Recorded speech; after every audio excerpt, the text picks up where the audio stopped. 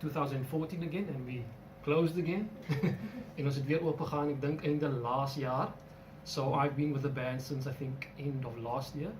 And yeah, I really love and enjoy this authentic band. Wow.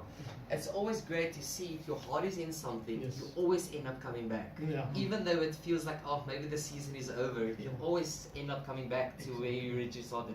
The best man in the house, Wayne. Oh my word. Good afternoon. Yeah, my name is Wayne Wilson.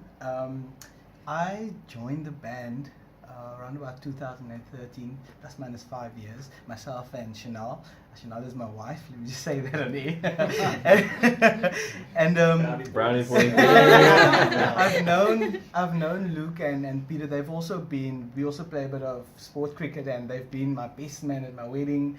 And you know, it's been a friendship. It's been a friendship. Apart from the group itself, I look up to Luke and to Peter, to Angelo and Chanel and Leanne that's not here, Annie. They are more than anything my brothers and sisters in Christ, and we get together and like Luke has explained, we want to reach men and women out there and give them Jesus Christ through the gospel.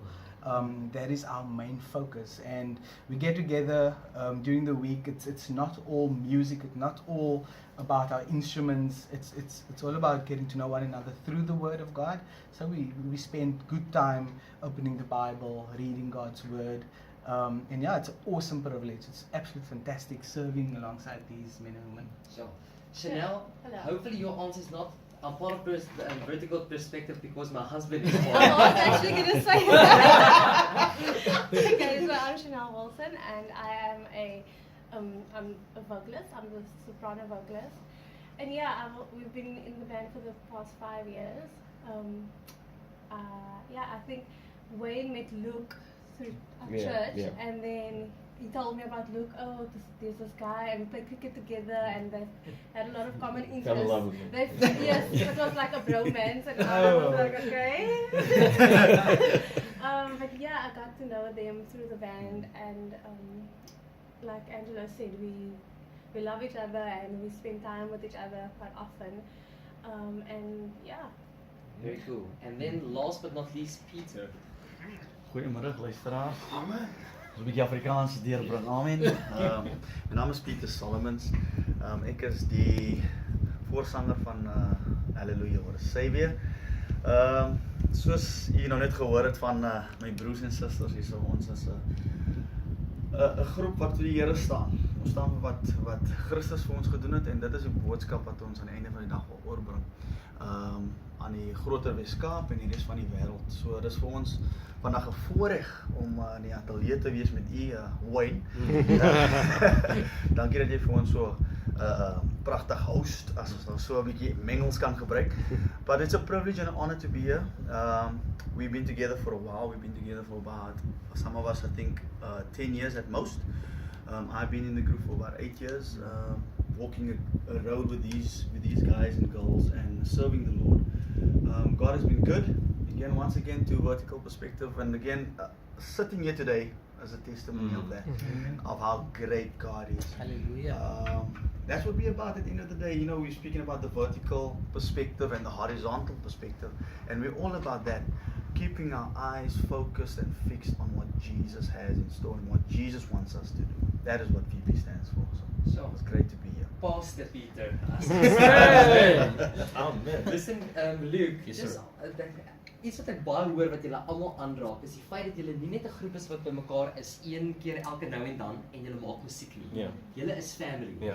Hoe belangrik is daai waarde vir julle in julle groep? It's really important, if I can just kind of start from the very beginning, because as I said before, Vertical Perspective started out in 2008, right? And we were together for about a year and a half. We disbanded, and in the space of 9 years, from 2008 to 2017, things never really worked out. We were together, we broke up, we were together, we broke up, and part of that was, as a leader, I made decisions that the Lord wasn't pleased with. Jy sê jy moenie op jou eie insig steun nie, en jy moet hom in al jou weë ken, dat hy jou paai gelyk sal maak. I didn't do that. Ek is baie ongehoorsaam gewees, and the Lord said, I'm not going to change my word for anything. If you want me to bless this ministry, if you want me to honor you, then you don't make ungodly decisions and then expect my blessings on those ungodly decisions. So things never worked out for 9 years. But we got together, and again, we were apart 2-3 years. We didn't see each other, and then in 2017, the back of 2017, the Lord got us back together. Curtis Gear Hospital had the 50th anniversary of the first heart transplant. We had the privilege of actually singing at that auspicious occasion. And then I thought, wat is weer nou by mekaar kom? Al die emosies weer terug, jy weet, al die begeerte. And the Lord said, we prayed about it. My wife is incredible. She's such a godly woman. We prayed about it, and we said, Lord, we're going to give you everything. We got these guys around the table, and we said, guys, we need to put Jesus first if this is going to work. So we had our devotions. We opened the Bible. We sought the Lord. We studied His Word. And it was not about practice. It was not about perfecting the songs. It was about Jesus, seeking His will and conforming to it.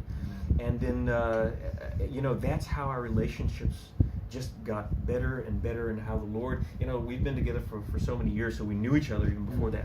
And family is so important. The values that the Bible has, you don't apply it only when you're in the group.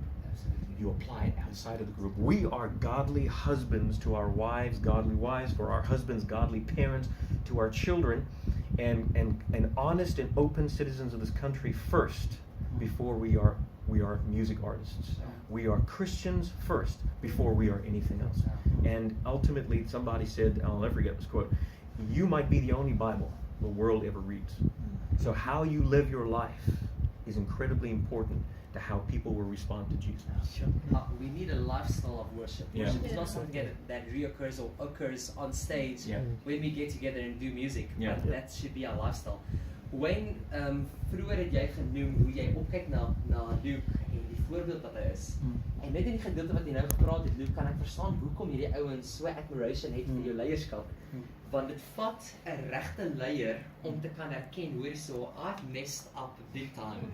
And I really had to get back to the basics and really had to get back to what God is saying about this.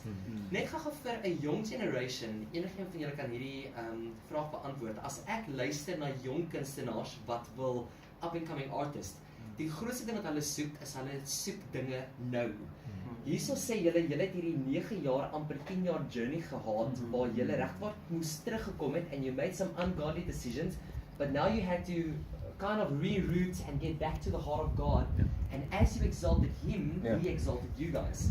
En ek dink met 'n jonger geslag, met mense met wie ek selfs te doen het, baie mense wil hulle eie beeld bou, wil hulle eie naam bou, en dan werk dinge nie noodwendig uit en dan vra hulle die vraag, maar Here, hoekom?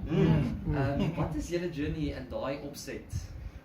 Ek kan seker maar daarin kom. Pastoor Pieter. As ek myself dalk kan gebruik as 'n voorbeeld. Ek is nou al 'n hele paar jaar ook in die sal nie sê musiekindustrie nie, maar ek sing nou al 'n hele paar jaar. Vanaf ek my oë gemaak het, dink ek sing ek nou. And it's been always been a heart's desire of mine to one day record a song, and maybe just do something special for Jesus.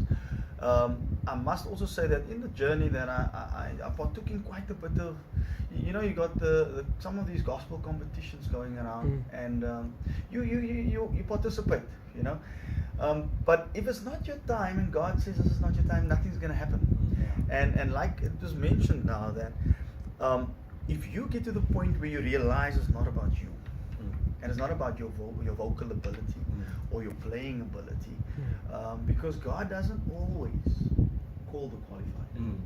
He qualifies those who He calls. So sometimes, I might not be the best vocalist, I might not be the best guitarist, best pianist, but God can use what we've got if we are willing and say, Lord, here I am, send me.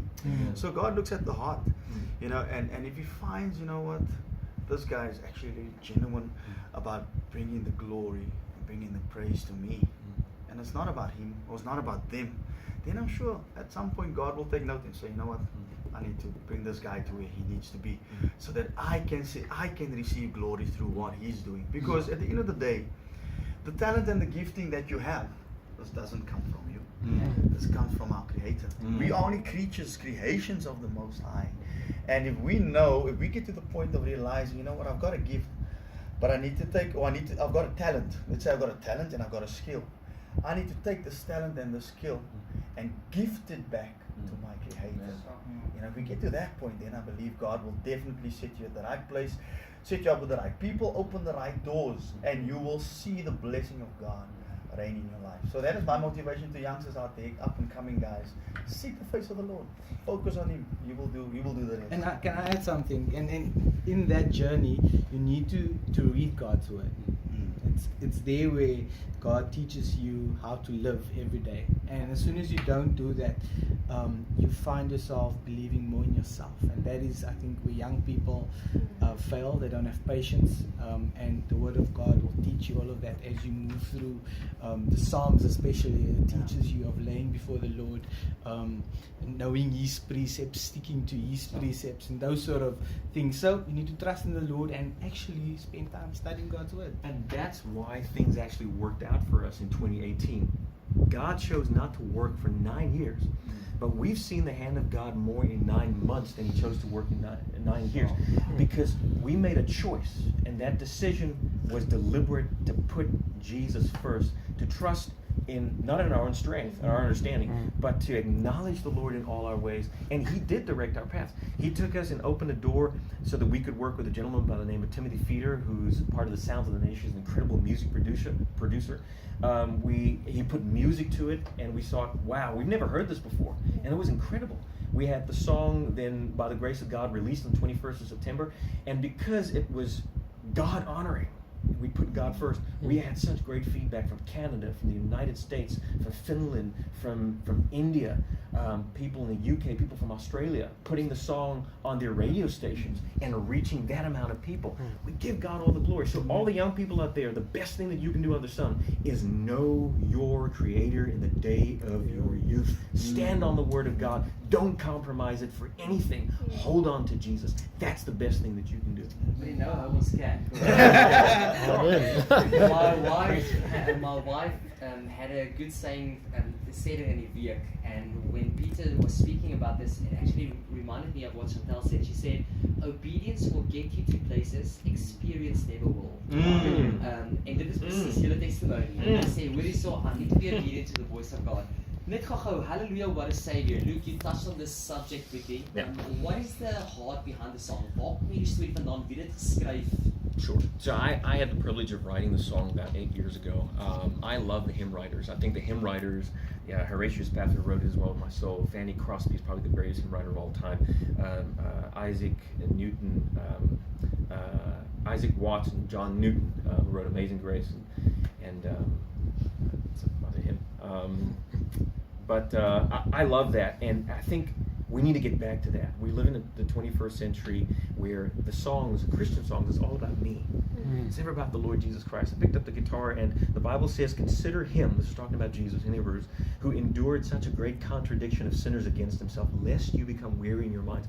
Doubt and fear fill our minds because we don't spend time in the Word of God. We don't spend time considering what Jesus went through when all those Roman soldiers gathered around Him and beat Him with a fist, twisted a crown of thorns, placed it on His head, took a reed and hit Him on the head with that reed, and clothed Him with purple and bowed the knee and said, Hail, King of the Jews. The humiliation that our Savior, the King of the universe, endured for us is unfathomable.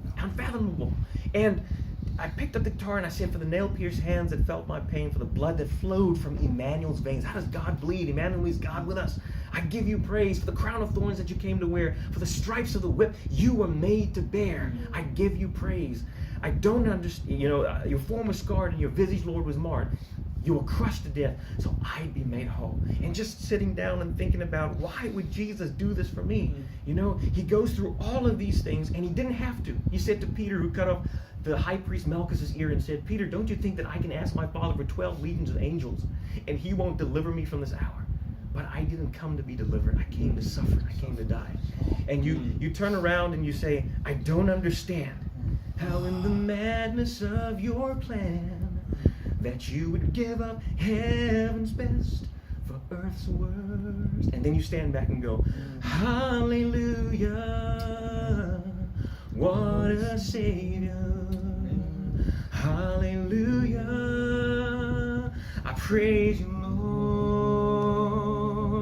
Here I am in full surrender.